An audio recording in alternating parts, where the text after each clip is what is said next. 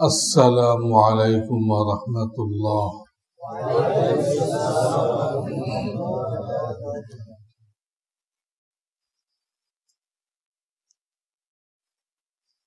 अल्हम्दुलिल्लाह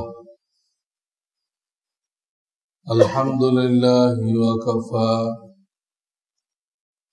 व सलामुन अला इबादिहिल्लज़ीना इस्तफ़ा। अम्मा बअद फ़अऊज़ु बिल्लाहि मिनश शैतानिर रजीम।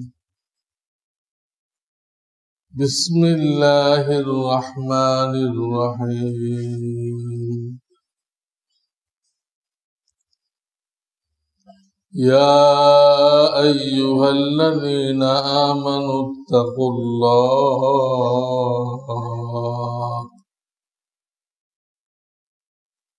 वब्तगू इलैहिल वसीला इला आखिरिल आया। वक़ाल अन्नबी सल्लल्लाहु अलैहि वसल्लम ला यदखुलुल जन्नता अहदुकुम बिअमलिही इल्ला बिरहमतिल्लाह। क़ील वला अना या रसूलल्लाह। क़ाल वला अना इल्ला अन यतग़म्मदनी अल्लाहु बिरहमतिही औ कमा क़ाल अलैहिस्सलातु वस्सलाम।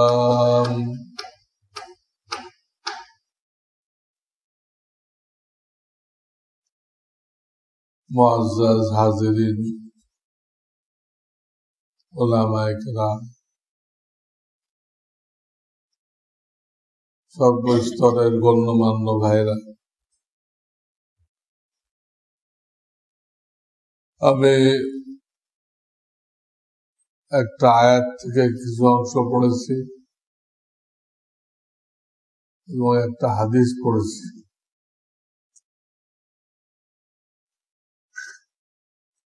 এর উপরে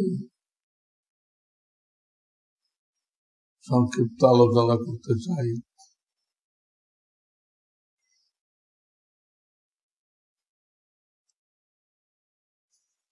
আলোচনার আগে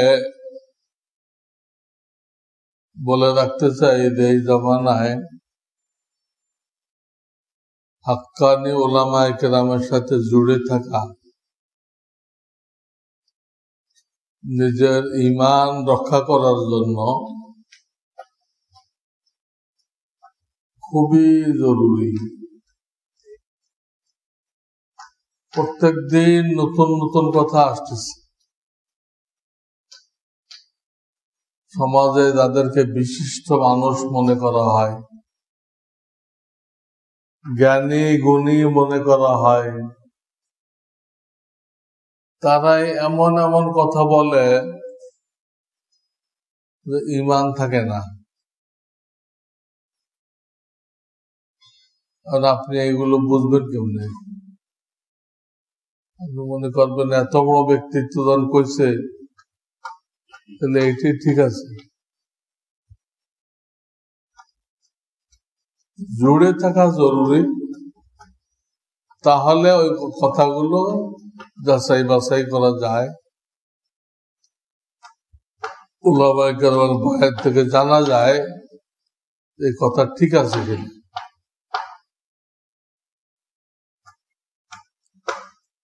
যেমন ডাক্তার জাফরুল্লাহ সাহেব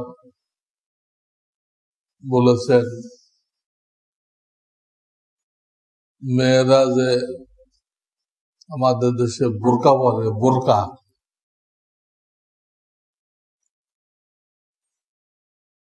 এটা স্বাস্থ্যের জন্য ক্ষতিকর।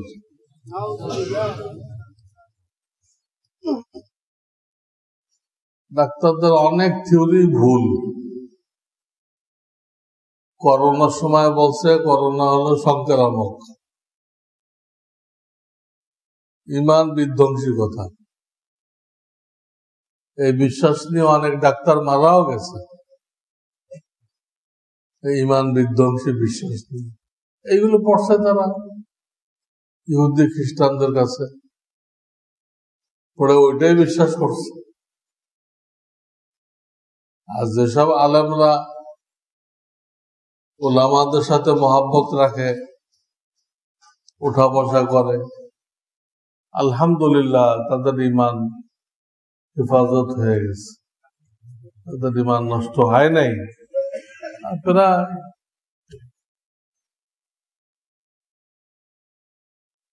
কোরআনের একটা আয়াত আছে, ওইদা নামনা আলাল ইনসান, আল্লাহ বলেন আমি আমার বান্দাকে যখন নিয়ামত দান করি, উচিত তো ছিল আমার শুকরিয়া আদায় করতে, কৃতজ্ঞতা করে না। আর রাজা সে মুখ ঘুরায় দেয়, আল্লাহ থেকে মুখ ঘুরায় নেয়,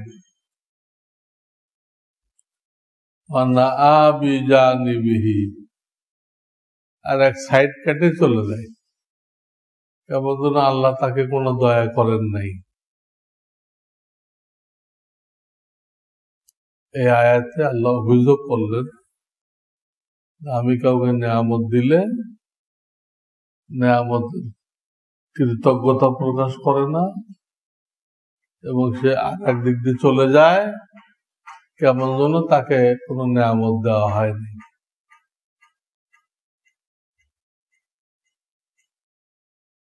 এই ডাক্তার সাহেব করোনা আক্রান্ত হয়েছিল, জাফরুল্লাহ চৌধুরী, বুড়া মানুষ, তো দেশের সবাই দোয়া করছে, মানুষের সেবা করে সবাই দোয়া করছে। এখন যে করোনা থেকে ভালো হয়ে গেছে, সে এমন এক কথা বলছে, যদি বুঝি শুনে বলে থাকে তো ইমান চলে গেছে। আর সময় বয়স হয়ে গেলে মানুষ হুঁশ জ্ঞান ঠিক থাকে না, আবল তাবল কথা বলে, সেটা হলে আল্লাহ মাফ করে দিতে পারেন। আর কোনটা হয়েছে জানে না, বুড়া হওয়ার কারণে দিমাগ নষ্ট হয়ে গেছে, উনি বুঝি শুনে বলছেন যে বোরকা মহিলাদের জন্য ক্ষতিকর, স্বাস্থ্যের জন্য ক্ষতিকর,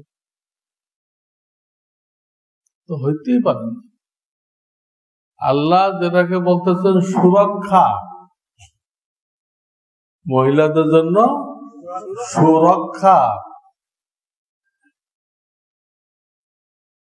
তো সেটা আল্লাহ কিভাবে ক্ষতির কারণ বানাইতে পারেন? আল্লাহ কি বান্দার ক্ষতি চায়? ওইটা ক্ষতিকর হইতো তো আল্লাহ দিতই না। আল্লাহ দেওয়াটাই দলিল, যাতে স্বাস্থ্য ভালো থাকবে, তার সৌন্দর্য ভালো থাকবে, অনেক রোগের থেকে বাঁচতে পারবে, এবং সবচেয়ে বড় ফায়দা হলো বখাটেদের নজর থেকে হেফাজতে থাকবে। বখাটে আছেন একদম, এদের নজর থেকে হেফাজতে থাকবে, স্বাস্থ্যের জন্য ভালো। বোরকা পরলে তো, মুখ ঢাকা বোরকা যদি হয় তো মাস্ক লাগে না। মাস্ক সরকার আইন করছে, কি বুঝে করছে সরকারই জানে, ডাক্তাররা জানে। সবসময় লাগায় রাখলে তো সে অসুস্থ হয়ে যাবে। যে শ্বাস সে ছাড়তেছে ওটা আবার গ্রহণ করতেছে, যেটা ছাড়লো ওটা তো সাংঘাতিক বিষাক্ত, সাংঘাতিক বিষাক্ত, এটা আবার নিচ্ছে। এর দরুন যে রোগ হবে, এটা চিকিৎসা কে দিবে? কোনো চিকিৎসা নেই মরা ছাড়া। আর বিশ্ব স্বাস্থ্য সংস্থা কি মানুষ এ পর্যন্ত 15 লাখ মারছে, এতে ওদের পোষাইতেছে না, আরো মারতে চায়। করোনায় 15 লক্ষ লোক শেষ হয়ে গেছে। এই মাস্ক দিয়ে আরো কয়েক লাখ মারতে চায়। এটা একমাত্র কোথাও ভিড়ের মধ্যে ঢুকলেন, ওই সময় একটু বললেন, আবার পকেটে রেখে দিন। এইভাবে কেউ বললে ক্ষতির থেকে বেঁচে গেল। পকেটে থাকবে, যেখানে বেশি ভিড়, লোকজনের গ্যাদারিং, এখানে পড়বে, আবার খুলে। কিন্তু একে তো লাগাইতে ডবল, আবার সর্বক্ষণ, এত বাঁচাই মুশকিল। মাঝখানে আমি কয়েকটা হাসপাতালে গেলাম আমার নিজের চিকিৎসার জন্য। যাই তো ডাক্তার বোঝার কায়দা নেই পুরুষ না মহিলা, এমন ভাবে লাগাইছে মাথার থেকে পা পর্যন্ত, চোখ দেখা যাচ্ছে এটা কি মহিলা না পুরুষ, কিচ্ছু বোঝার কায়দা।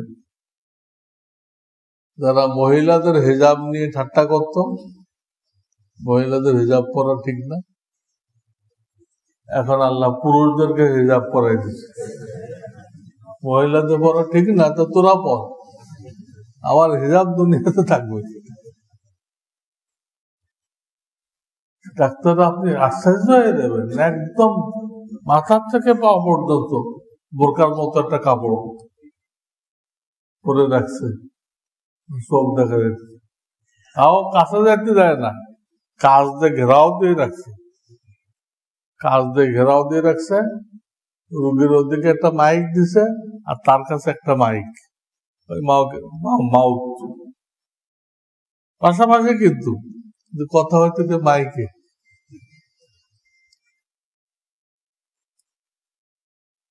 এই দেখলাম, এই ভয়টা যদি আল্লাহর করতো এরা, যে ভয়টা করোনার ভয় পাইতেছে, এই ভয়টা আল্লাহর করলে তো আল্লাহ আল্লাহ হয়ে যেত। মৃত্যুর ভয় করার দরকারটা কি? মৃত্যু তো অবধারিত, এবং ঠিক যে সেকেন্ডে হবে, ওই সেকেন্ডে হবে, আগেও হবে না, পরেও হবে না।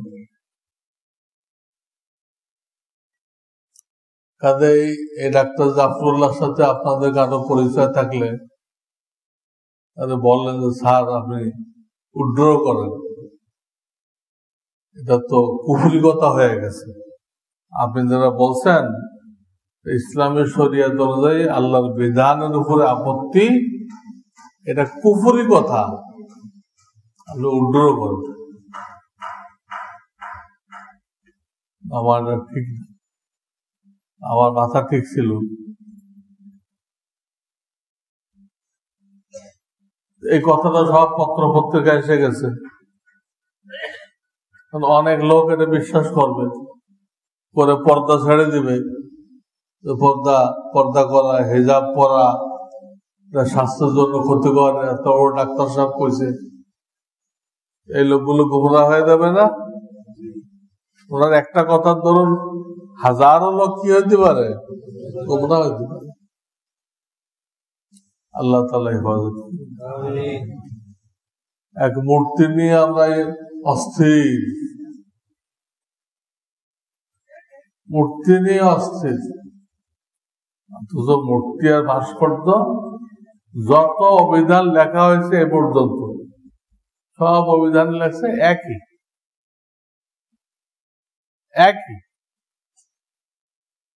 একটা খড়কুটাতে বানায়, একটা পাথরের মধ্যে খোদাই করে বানায়, জিনিস এক, কিন্তু পূজা করার নিয়তে বানাইলে ঈমান চলে যায়, আর পূজা করার নিয়ত না, সৌন্দর্য তো কিছুই নেই, কাকে এসে চোখের মধ্যে পায়খানা করবে, নাকের মধ্যে পায়খানা করবে, কি সৌন্দর্য হইল? ইবাদতের নিয়তে করলে, পূজার নিয়তে করলে বেঈমান হয়ে গেল, আর সৌন্দর্যের নিয়তে করলে কঠিন ধরনের গুনাহ। এই ভাস্কর্য থেকে হালকা হলো ছবি, এর থেকে হালকা কোনটা? ছবি।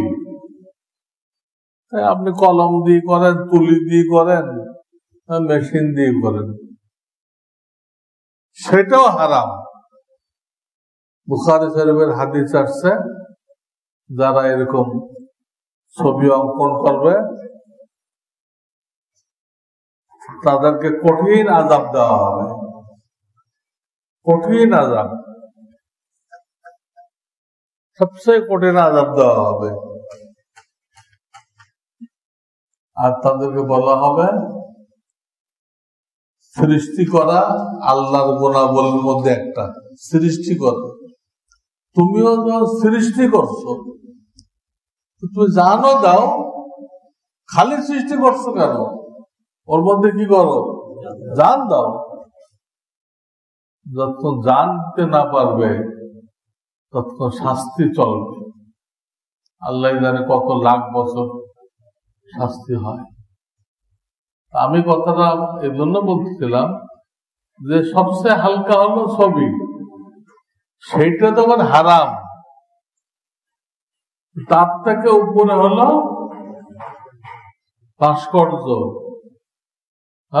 মূর্তি, এ তো ছবির উপরে, সেগুলোকে হালাল হবে?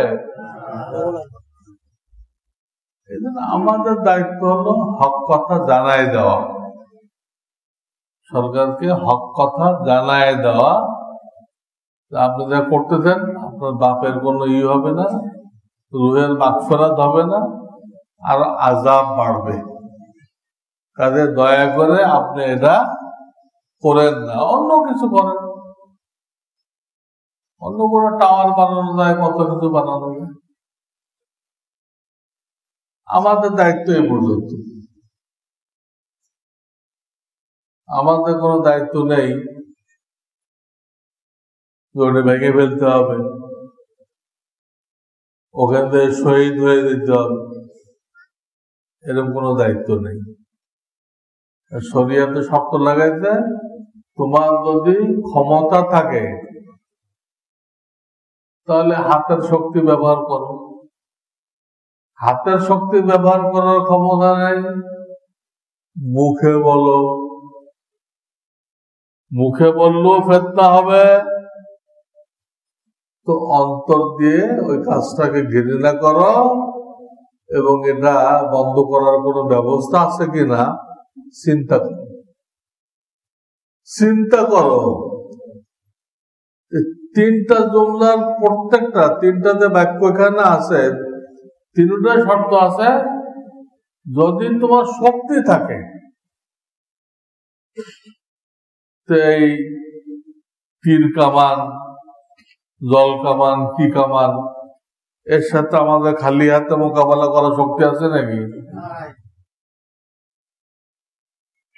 কিছু মাথা খারাপ আলেম তারা মাঠ গরম করছে, হাদিস দেখে না, মসলা দেখে না, মসলা কি বলে, তারা ঠিকাদারি নিয়ে আমাদের পাশে থাকে, দুই নালায়েক, তারা এটা নিয়ে মাঠ গরম করছে। আমরা তো কোনো ব্যক্তির কথা শুনবো না, দেখবো কোরআন হাদিস আমাদেরকে কি বলে। না জায়েজ কাজ হইতে দেখলে সেটা হাতের দ্বারা, হাতের শক্তি না থাকলে মুখের দ্বারা, মুখের শক্তিও না থাকলে দিলের দ্বারা এটা খারাপ মনে করতে হবে। তো আগামীকাল আমাদের বৈঠক আছে, আমাদের মুরব্বী মাওলানা মাহমুদুল হাসান সাহেব উলামায়ে কেরামকে ডাকছেন, সেখান থেকে কোনো প্রস্তাব সরকারকে জানানো হবে।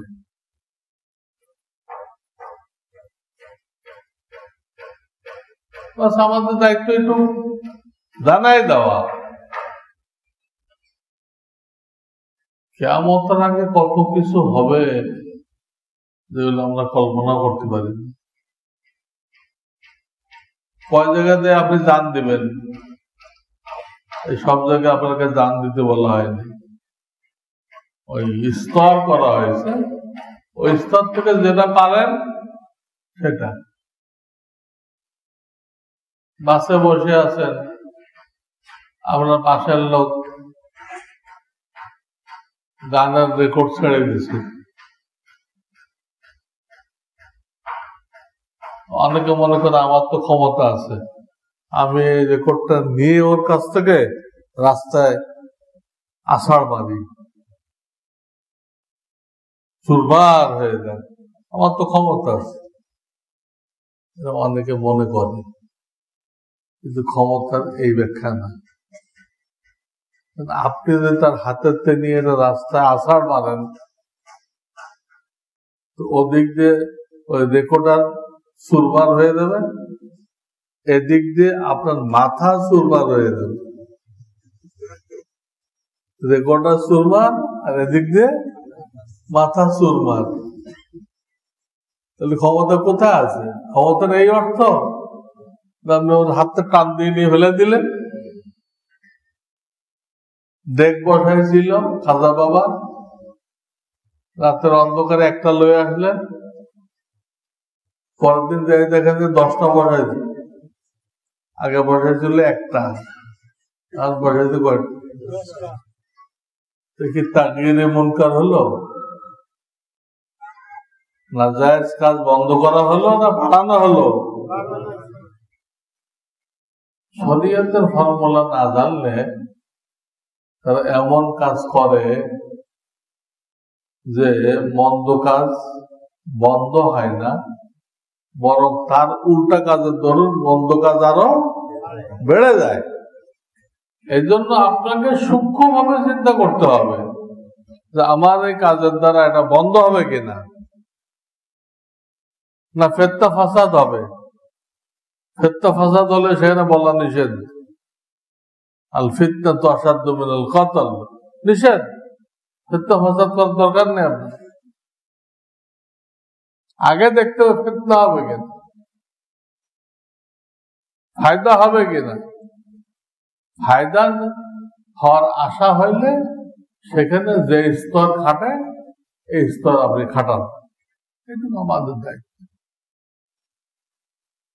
এটা হাদিসে বারবার আছে যে কিয়ামতের আগ দিয়ে কুফরি শক্তি প্রবল হয়ে যাবে, হবেই না। কিয়ামত আসবে কেমনে? কুফরি শক্তি যদি প্রবল না হয়, সব আল্লাহ আল্লাহ হইতে থাকে ইমাম মাহাদির মতো, তো কিয়ামত তো কোনোদিন আসবে না। আর যে লোকগুলো মরে গেছে তারা তো অপেক্ষাই করতে, আল্লাহ কিয়ামতটা হয়ে যাক, বিচার আচার হয়ে যাক, আমরা জান্নাতে যাই, ওরা তো অপেক্ষাই করতে আছে। তাহলে এটা হবে, মন্দ বাড়বেই, তারা প্রবল হবেই, এটাই হাদিস। এজন্য আমাদেরকে সাধ্যের ভিতরে থেকে যতটুকু সম্ভব করতে বলা হয়েছে, এর বাইরে বলা হয়নি। তো বলতে দিলাম, একদিকে মূর্তি নিয়ে এই চিল্লা হাল্লা,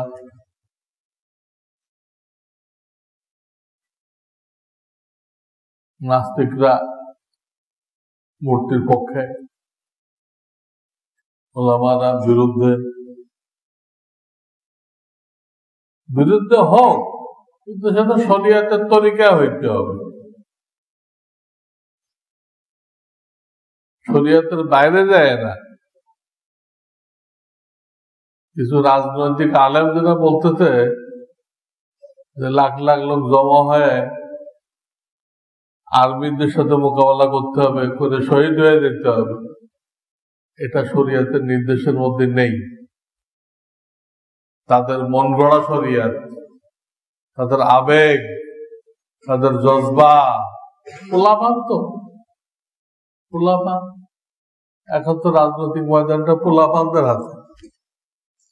দুই একজন মুরব্বী আছে, তারা আবার দূরদর্শী না, সমস্যাই। তারা চিল্লাইতে পারে, এগুলো পোলাপান। আর যারা তো চিল্লাইতে পারে না, বয়স টয়স আছে, মুরব্বী আছে, ভারিক্কে আছে, তাদের আবার কি নেই, দূরদর্শিতা নেই। এরা যা পড়াই দেয় এটা করে, পোলাপানরা পড়াই দেয় এটা করে। এইভাবে কি হয়? আল্লাহ হেফাজত করুক এই রাত্রিকে, সরকারকেও হেফাজত করুক। এই শহরকে যেন মূর্তির শহর না বানায়, এটাকে মসজিদের শহর বানায়। আমরা আল্লাহর কাছে দোয়া করি। সরকার তো কতগুলো মানুষের না, সেই মানুষগুলো দিল কার হাতে? আল্লাহর। তো আমি একটা হাদিস আর একটা আয়াত পড়ছি, এটা সংক্ষিপ্ত তরজমা তাফসীর করতেছি, খুব সংক্ষেপ। হাদিসে বলা হয়েছে, লা ইয়াদখুলু আহাদুকুম আল জান্নাতা বিআমালিহি ইল্লা বিরহমাতিল্লাহ। তোমাদের কেউ তার আমলের দ্বারা বেহেশতে যাইতে পারবে না, বেহেশতে যাইতে পারবে না। তো বেহেশতে যাবে কেমনে? বেহেশতে তো যাবে, আল্লাহ তো বেহেশত 8টা বানাইছে। দোজখের থেকে বেহেশতের সংখ্যা বেশি, তো যাবে। তো যাবে কেমনে? ওটাও বলে দিচ্ছে, ইল্লা বিরহমাতিল্লাহ, আল্লাহর রহমত দ্বারা যাবে। বেহেশতে যাবে কেমনে? আল্লাহর রহমত দ্বারা যাবে।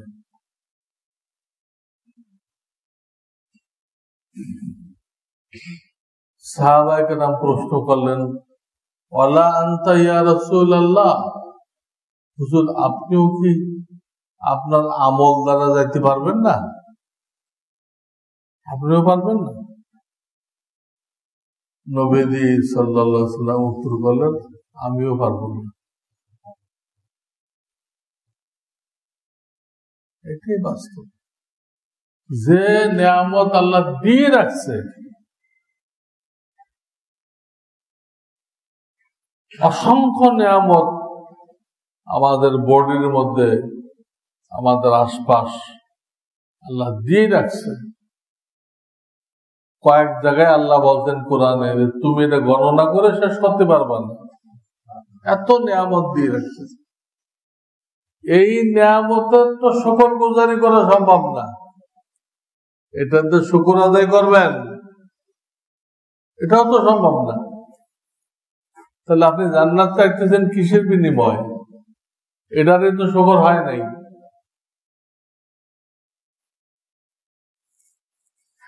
বনে ইসরায়েলের এক বুজুর্গ 500 বছর ইবাদত করছিল, কোনো গুনাহ করে নাই, কিন্তু হাসরের ময়দানে তার পুরা ইবাদত এটা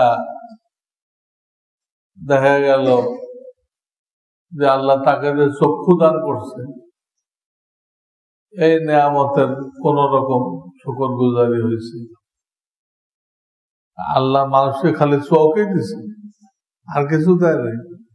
ওগুলো তো কই 500 বছর ইবাদত দিয়ে চোখের শুকর গুজারি হয়েছে কোন রকম, আর বাকি পার্টস লম্বা হাদিস, আমি এদিক সেদিক যাবো না এখন, এটা বোঝানোর জন্য বললাম। যে নিয়ামত ভোগ করতেছি এটা নিয়ে শুকর গুজারি করা সম্ভব না। যা ইবাদত বন্দী করি এটারও শুকর গুজারি হয় না, তাহলে আপনি একটা বাড়তি জিনিস কিসের বিনিময় চাইতেছেন? সেই বিনিময়টা কি? এই জন্য বলতেছেন আমলের দ্বারা কেউ যাইতে পারবে না, যারা যাবে আল্লাহ রহমতের দ্বারা যাবে। নবীজিকে বললেন আপনিও পারবেন না আপনার আমলের দ্বারা। হুজুর তো এত আমল করতেন যে রাত্রে উনি দাঁড়াইতেন নামাজে এই পাও ফেটে যেত, পায়ের ভিতরে রস এসে পায়ের চামড়া ফেটে দিত। কত নিষেধ করা হয়েছে, বিবিরা নিষেধ করছে। আপনার তো সব মাপ, এত কষ্ট করার দরকারটা কি?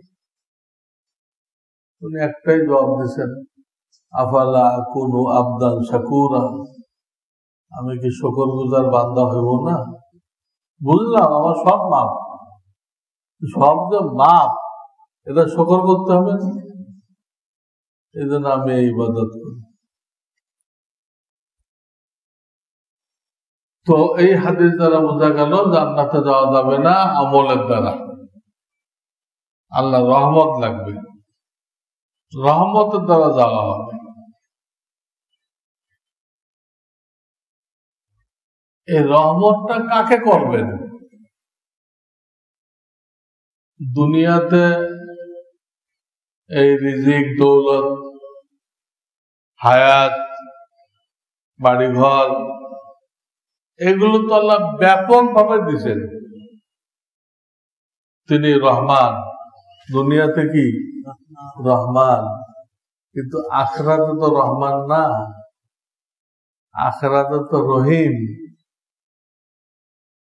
অর্থাৎ রহম করবেন কিন্তু বাছনি করে যারা যারা রহম পাওয়ার উপযুক্ত, দুনিয়াতে থাকা অবস্থায় যারা আল্লাহর নিয়ামতের শুকর আদায় করতে চেষ্টা করছে, পারে নাই কিন্তু কি করছে, চেষ্টা করছে। এইরকম লোক বাছনি করে তিনি রহম করবেন, দয়া করবেন। ওই দয়া দিয়ে কি করতে হবে? দয়ার টিকিট নিয়ে বেশটা ঢুকতে হবে, আপনার নামাজের টিকিট নিয়ে না, দয়ার টিকিট। তো বলতেছিলাম আমলের দ্বারা যাওয়া যাবে না, তাই বলে আমল ছেড়ে দেওয়া যাবে না, কিন্তু আমল যে করতে চেষ্টা করতেছে সেই তো দয়াটা পাবে। যে আমল করতেছেই না সে কি হিসেবে দয়া পাবে? দুনিয়াতে তিনি রহমান, কাফেরকেও খাওয়াবে, যে আল্লাহকে গালি দেয় তাকেও খাওয়াবে, নাস্তিকদেরও খাওয়াবে, সবাই খাওয়াবে। আখিরাতে সেটা হবে না। আখিরাত তো বিচার দিবস, সেখানে যে রহম পাওয়ার উপযুক্ত সে পাবে, উপযুক্ত না যাও দোজখে।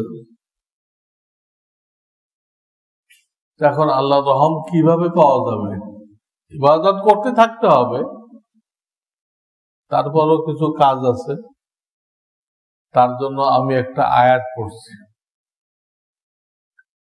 ইয়া আইয়ুহাল্লাযীনা আমানুত্তাকুল্লাহ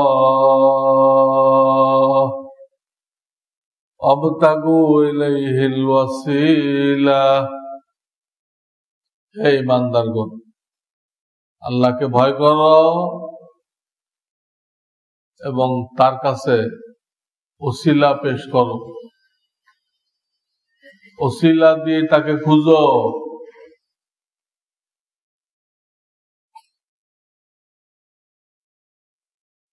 ওসিলা দিয়ে খুঁজতে বলছি।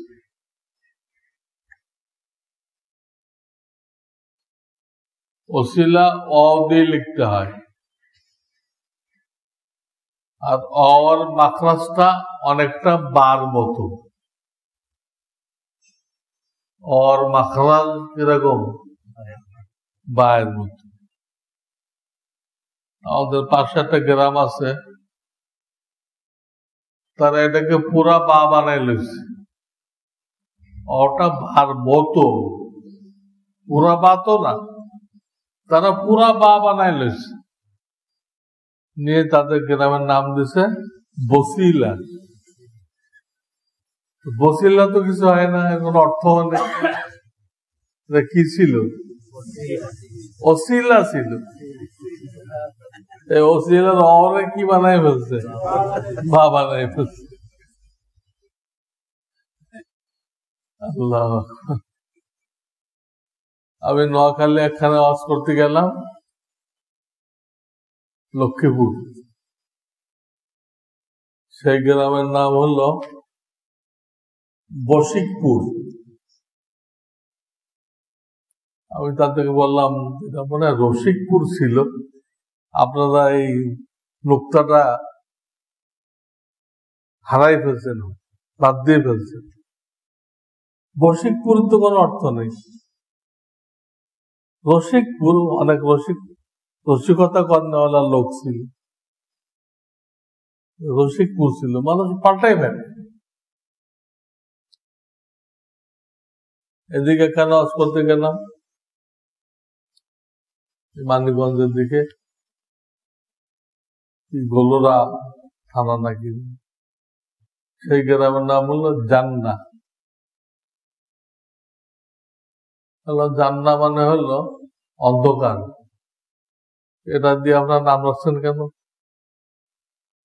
অন্ধকার, আপনার অন্ধকারের মধ্যে আছেন, এটা হ বাড়াই দেন, আর না ত বাড়াই দেন, জান্নাত বা জান্নাহ। এটা সুন্দর নাম হয়ে যায়। বেহেশতের পরিবেশ, বেহেশতের পরিবেশ। আপনি জান্নাহ কইতেছেন তো খুব খারাপ অর্থ হয়ে। আমি বয়ানে বললাম তাদের, যা উল্টা পাল্টা দেখি আমি আমার ঠিক করে দিই। হাদিসে পাওয়া যায় নবী আলাইহিস সালাম উল্টা পাল্টা দেখলে, কারোর নাম উল্টা দেখলে ঠিক করে দিতেন, তোমার নামটা হয় নাই, এইভাবে হবে, ওই সুন্নত হিসেবে। এই আয়াতে আল্লাহ তাআলা বলতেছেন যে ইমানদারগণ, তোমরা আল্লাহকে ভয় করো আর আল্লাহর কাছে ওসিলা পেশ করো। ওসিলার ব্যাখ্যা কি? কি পেশ করো? ওসিলার ব্যাখ্যা হল, যাদেরকে আপনি আল্লাহওয়ালা মনে করেন, এই লোকটা কোনো স্বার্থ নিয়ে চলে না, আল্লাহর জন্য কথা বলে, এইরকম লোকের সাথে জুড়ে দেওয়া, তার সাথে উঠা বসা করা, তার চালচলনকে অনুসরণ করা, তার কাছে জিজ্ঞাসা করে করে চলা, এই যে আল্লাহ ওয়ালাদের সাথে জুড়ে গেলেন, এটা হলো ওসিলা। এটা হলো কি? ওসিলা। দেখেন না, পরশ পাত্রের সাথে লেগে গেলে লোহা কি হয়ে যায়? স্বর্ণ হয়ে যায়। আমি দেখি নাই, আপনারা কেউ দেখছেন কিনা জানি না। পরশ পাত্র দেখছেন? দেখেন না, কিন্তু এটা প্রসিদ্ধ আছে, এই পাথরে যদি লোহা লাগে, ঘষা লাগে, লোহা কি হয়ে যায়?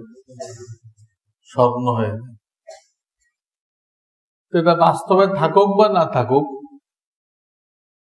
হ্যাঁ, নবীগণ এবং তাদের নায়েব যারা, নায়েবে নবী, এরা পরশ পাথর।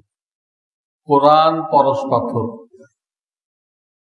যারাই এই নায়েবে রাসূলদের সোহবতে আসবে, হক্কানি, দরবারি না, দরবারি না, হক্কানি, সেও কি হয়ে যাবে? স্বর্ণ মানব হয়ে যাবে। আপনি যত পাপী তাপী হোক, আপনার এটা দেখার দরকার নেই আমি এত গুনাহগার, আমি জুড়লে আর কি হবে, এটা দেখবেন না। বাস আল্লাহ জুড়তে কইছে, জুড়ে দাও। উনি ঘষে মাঝে আপনাকে কি করবে? ফ্রেশ করে দিবে, দিয়ে আপনাকে দিনের খাদেম বানাই দিবে। আপনি পাবলিক হইতে পারেন, আপনাকে দিয়ে অনেক লোক নামাজ শিখবে, উযু শিখবে, দিন শিখবে, দিনের সহি সহি কথা শিখবে আপনাকে দিয়ে। সেই জন্য আমলের দ্বারা বেসতে দেওয়া যাবে না, রহমত লাগবে। সে রহমত পাওয়ার জন্য আল্লাহ ওসিলা রাখছেন নবীগণ বেঁচে থাকলে নবীগণ আলাইহিমুসসালাম, নবীগণ বেঁচে না থাকলে খাঁটি নায়েবে রসুল দ্বারা, তারাই হলো কি ওসিলা। তাদের সাথে জুড়ে দেওয়া, তাদের চাল চলনকে অবলম্বন করা, তাদেরকে মহাব্বত করা, তাদের সাথে কোন রকম দুশ্মনী না রাখা। আমাদের ইতাআতি ভাইরা ওলামাদের সাথে দুশ্মনী রাখতেছে, বলতেছেন যে ওলামারা আমাদের আগে চোখের নয়ন তারা ছিল, এখন তারা আমাদের চোখের কাঁটা হয়ে গেছে। চোখের কাঁটা হলে ওলামাদের ক্ষতি হয়েছে না তোমার ক্ষতি হয়েছে? এই কাঁটাটা কি ওলামাদের ফুটতেছে না তোমার ফুটতেছে? ক্ষতিটা কার হলো? ওলামা তো সব ওলামাই আছে, তুমি সারাদিন এই কাঁটার খোঁজা খাইতেছ, দরকারটা কি তোমার? এটা হেদায়েতের রাস্তা না। এই তবলিগ কয়দিন টিকবে? যে তবলিগে আলেম নেই, মাওলানা নেই, মুফতি নেই, শাইখুল হাদিস নেই, কোরআন হাদিস নেই, কয়েকজন সাধারণ লোক, এটা কয়দিন টিকবে? কয়েকদিন পরে তো ওদেরই মন খারাপ হয়ে যায়, দুটো এটা কি তবলিগ, এটা আমরা কি তবলিগ করতেছি? কোন আলেম ওলামা নেই, কিছু নেই। যে বক্তব্য দিচ্ছে হয়তো আমার মতো আর একজন, যে বক্তব্য দিচ্ছে আমার মতো আর একজন, তোর বক্তব্য শুনে আমার কি হবে? কোন এক সময় দেয় অটোমেটিক বন্ধ হয়ে যাবে। কোন দিনের কাজ ওলামায়ে কেরামের নেতৃত্ব ছাড়া চলতে পারে না,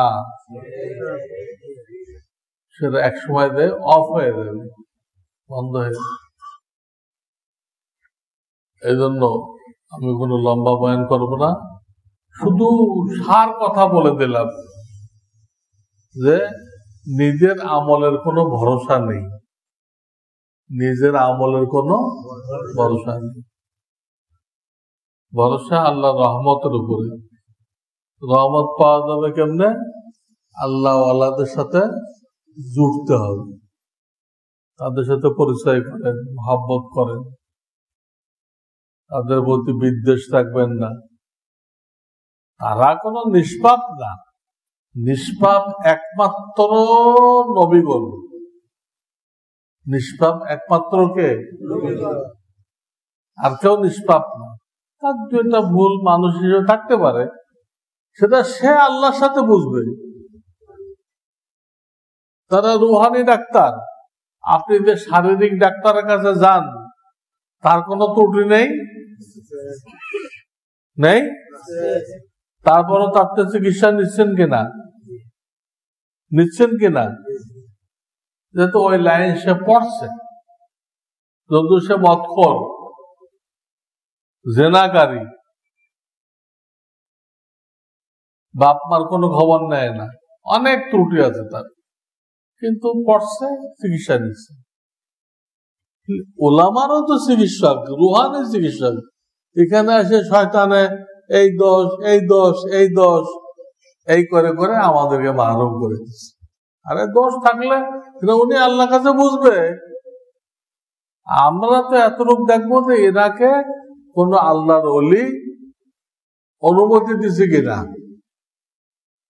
কোন আল্লাহর ওলি এনাকে, আমার এটুকু যথেষ্ট।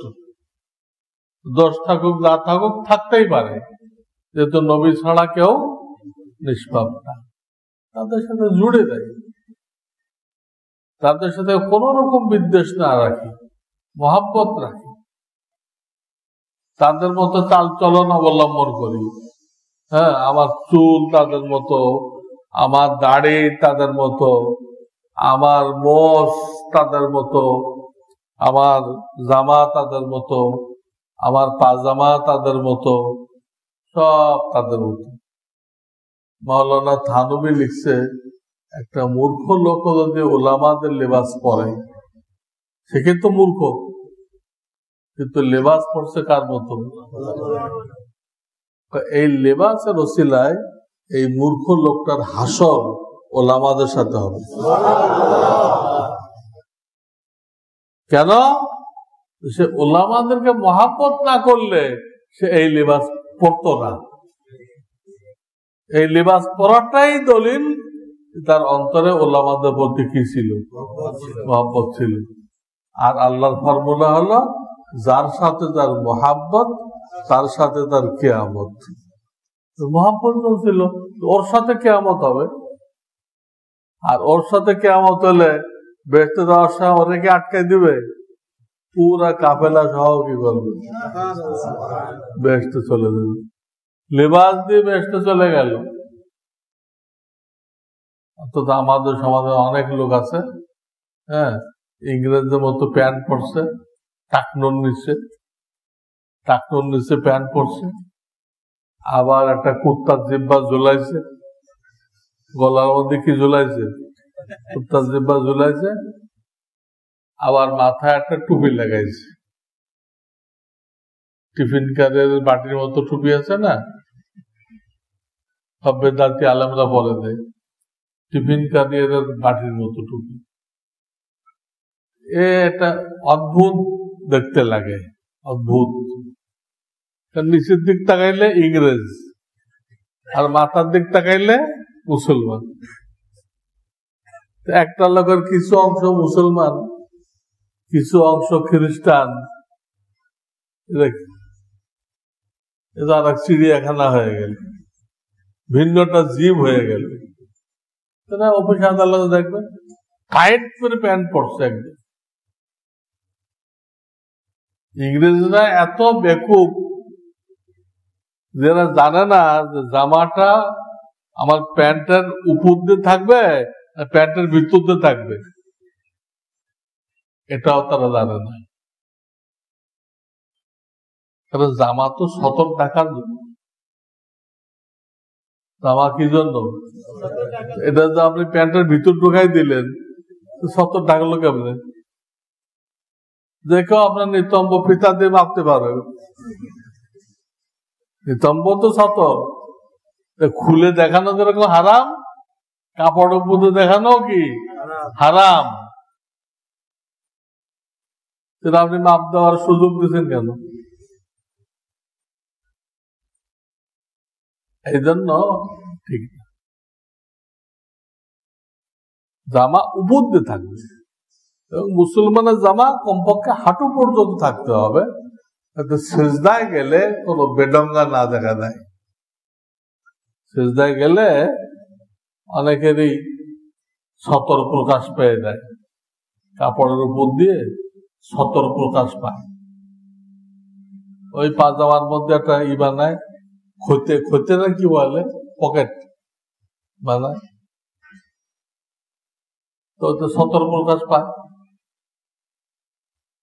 যদি জামাটা লম্বা থাকে তাহলে কিন্তু কি হয় না, এই সতর প্রকাশ পায়। এই জন্য আল্লাহ আল্লাহদেরকে মহাব্বত করেন, সবকিছুতে তাদের অনুসরণ করেন, তাহলে ওদের সাথে মহাব্বত কি হলো মহাব্বত হলো, ওদের সাথে কিয়ামত হবে, ওদের সাথে জান্নাত হবে। ওয়া আখিরু দাওয়ানা আনিল হামদুলিল্লাহি রাব্বিল আলামিন।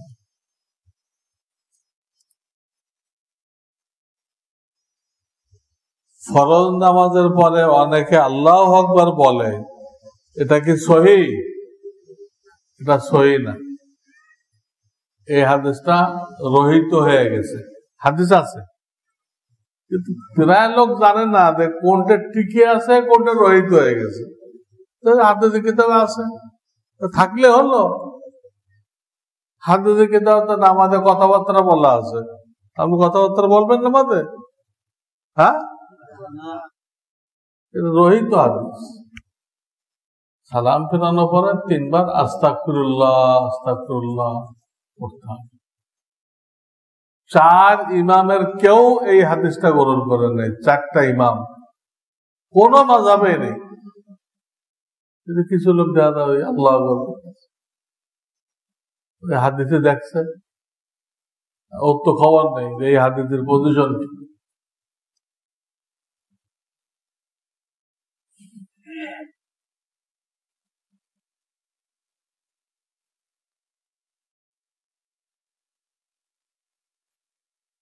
কি লিখছে।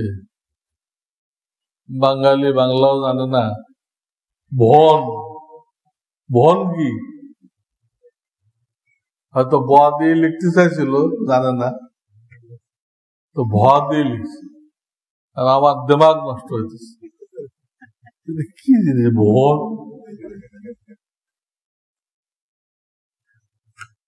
বোন নিজ ইচ্ছা এক ছেলেকে বিয়ে করতে চায়, মা এবং অন্যান্যরা রাজি না। অনেক চেষ্টা করা হয়েছে, অন্য কোথাও বিয়ে বসবে না। এক্ষেত্রে কি করা? এটাই তো ব্রিটিশ শাসনের বিস্ফোরণ। এটাই কি মেয়েদেরকে ব্রিটিশ সিলেবাস যত পড়াইবেন, তার একটাই কথা, মাই চয়েস।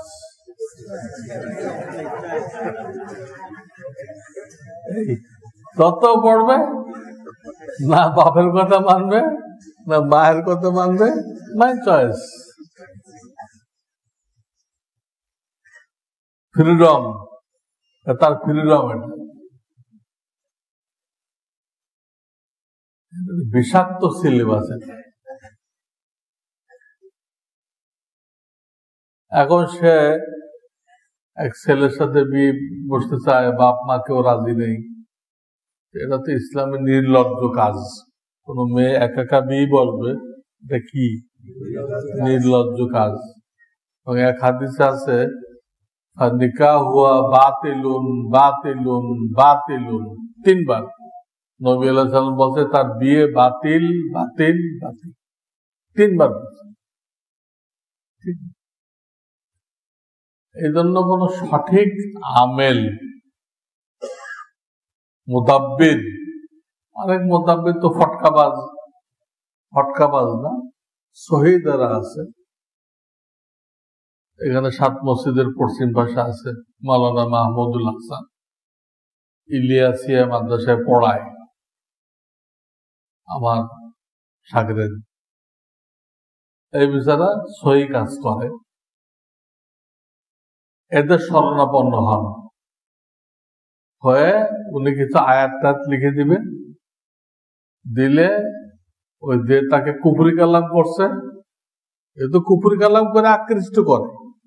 ছেলেরা কুফরি কালাম করে মেয়েদেরকে আকৃষ্ট করে, মেয়ে আর কারো কথা শোনে না, ওটা কেটে দিবে। কেটে দিলে স্বাভাবিক হয়ে যাবে, তখন আপনারা যেখানে ইচ্ছা সেখানে দিবেন।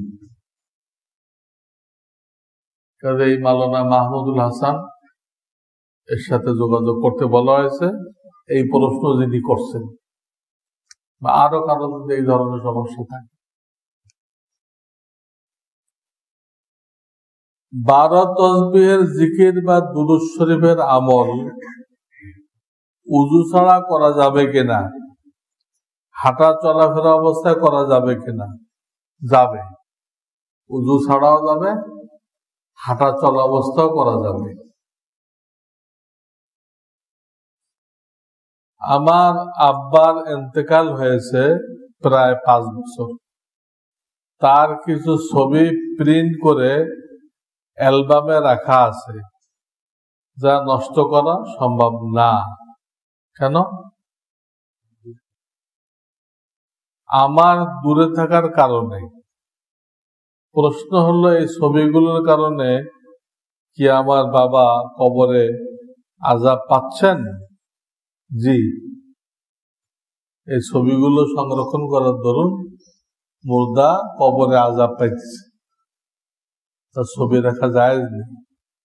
আর কোন মহিলার জন্য স্বামী মরে গেলে তার ছবি দেখা জায়েজ নেই। কোন মহিলার জন্য স্বামী মরে গেলে তার ছবি দেখা, কত ছবি থাকে, পাসপোর্টে থাকে, দেখা জায়েজ নেই। কারণ মৃত্যুর সাথে সাথে বিবাহ বিচ্ছেদ হয়ে যায়। এখন তো সে তো একটা অপরিচিত পুরুষ, অপরিচিত পুরুষকে দেখা যায় গোনা, নিজের স্বামীকে দেখা মৃত্যুর সাথে সাথে এক নজর দেখলো দাফনের আগে, এটুক শরীয়তে অ্যালাউ করছে। কিন্তু ছবি রেখে দিয়ে মাঝে মাঝে দেখবে আর সে স্মৃতি মনে করবে, এটা জায়েজ নেই। ওরকম স্বামীর জন্য স্ত্রীর ছবি দেখা জায়েজ নেই, স্ত্রীর জন্য স্বামীর ছবি, স্বামীর জন্য স্ত্রীর ছবি দেখা জায়েজ নেই। বহুত জরুরি মসলা আপনারা প্রশ্ন করছেন। জান্নাতে যাওয়ার পরে আল্লাহ তাআলা আবার বিবাহ পড়াই দিবেন। মৃত্যুর সাথে সাথে বিবাহ ছুটে গেছে, কিন্তু দুজন জান্নাতি হলে আল্লাহ আবার বিবাহ পড়াই দিবেন। ওই বিবাহ আর কোনদিন বিচ্ছেদ হবে না, ওটা স্থায়ী। দোকান ঘর ভাড়া দিয়ে উহার অগ্রিম বাবদ টাকা নিয়ে উক্ত টাকা খরচ করা যাবে কিনা, উহার ফয়সালা কি? আসলে তো এই টাকাটা আমানত, সে যখন দোকান ছেড়ে দিবে টাকাটা তাকে ফেরত দিবে। টাকাটা আমানত, এতে খরচ করা যায় না। আর কথা বুঝছেন? দোকান ভাড়া দিয়ে অ্যাডভান্স রাখবেন, খরচ করা যায় না। তো একটা ব্যবস্থা আছে, সেটা হলো এরকম যে সে মাসিক একটা ভাড়া দিবে আর অগ্রিম থেকে একটা অংশ কাটা যাবে। আমার কথা কি বুঝতেছেন? প্রত্যেক মাসে কত কত সে 20,000 টাকা দিবে, আর যে 1 লাখ টাকা জমা রাখছে ওখান থেকে 5,000 কাটা যাবে। এইভাবে যদি অগ্রিম নেন তাহলে সেটা আমানত না, ওটা অগ্রিম ভাড়া। অগ্রিম ভাড়া ওটা আপনি খরচ করতে পারেন, খরচ করতে পারেন। আমি কি বুঝাইতে পারলাম আপনাদের?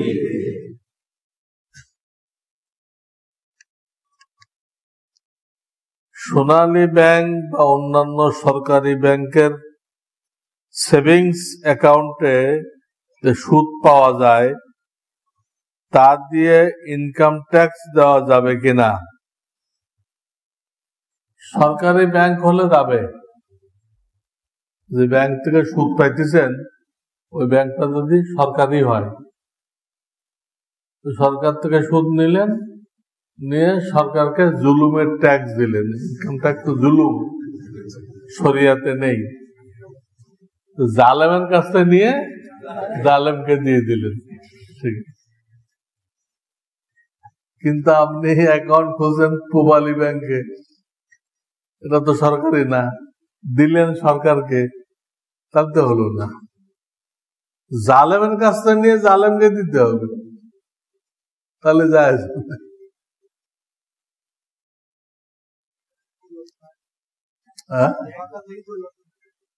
তা যাক, সরকার বলতে কিছু আসা যায় না।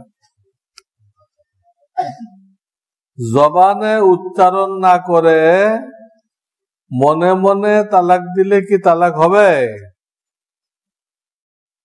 মনে মনে খানা খাইলে কি খানা খাওয়া হয়?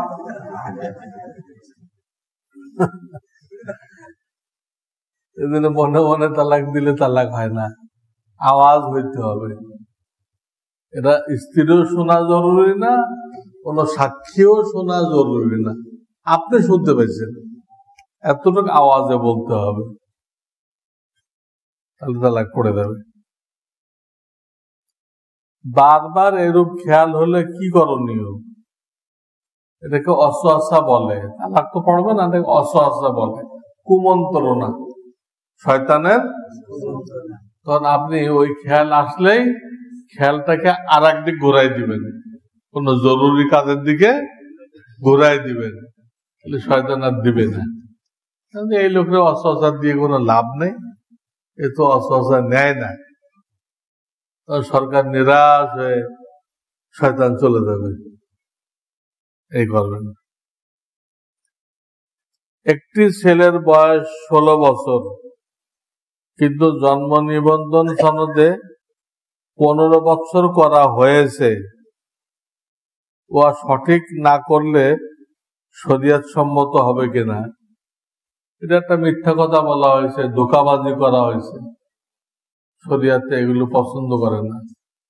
নবীজি বলেন যে ধোঁকাবাজি করলো সে আমার দলভুক্ত না, ঠিক হয় না।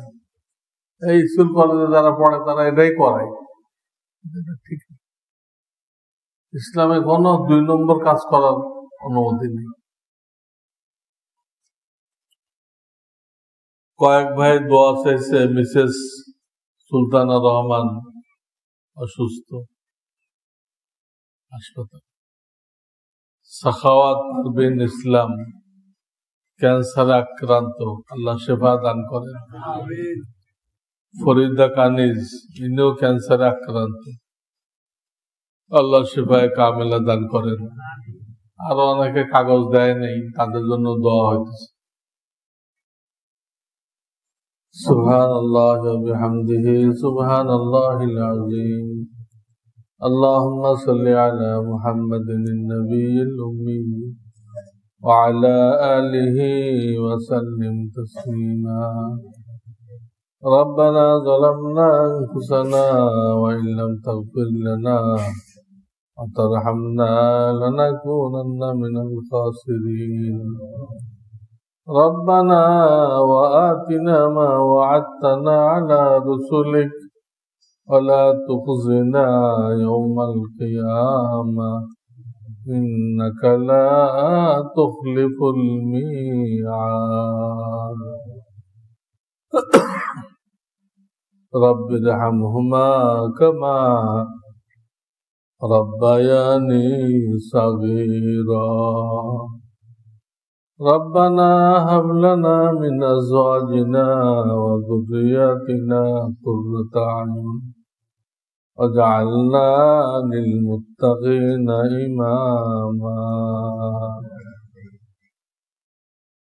سبحان ربك رب العزة عما يصفون وسلام على المرسلين الحمد لله رب العالمين. آمين.